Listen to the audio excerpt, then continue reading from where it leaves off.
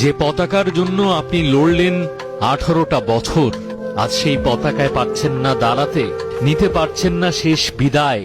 এক জীবনে এর চাইতে বড় আক্ষেপ কিংবা বেদনা আর কি কিছু হতে পারে? দোষটা কার? থাকতেই পারে অনেক যুক্তি, খানিকটা পাল্টা যুক্তি, অনন্ত ব্যাখ্যা।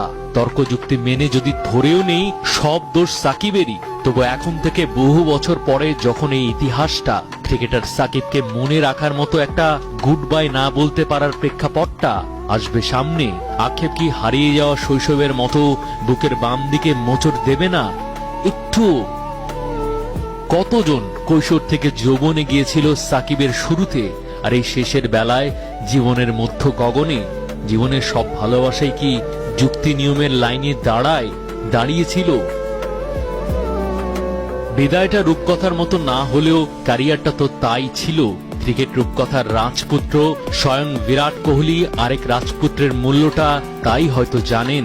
সম্মানের প্রতীক হিসেবে নিজের সই করা একটা ব্যাট যে দিয়েছেন, সেটা সবার আগে খবর দেওয়ার লাগাতার প্রতিযোগিতায় সামাজিক যোগাযোগের সয়লাভ।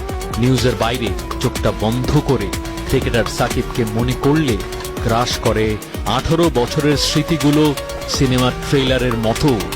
বিরাট কেন, বাংলাদেশ কেন সাকিবকে পিঠ চাপড়ে দিতে পারল না? সাকিব কেন বলার সুযোগ করে দিলেন না ওয়েল ডান, অনন্ত শ্রদ্ধা, আপনাকে অনেক অনেক সম্মান? গুণীর গুণ করতে পারে না, নাকি গুণী ধরে রাখ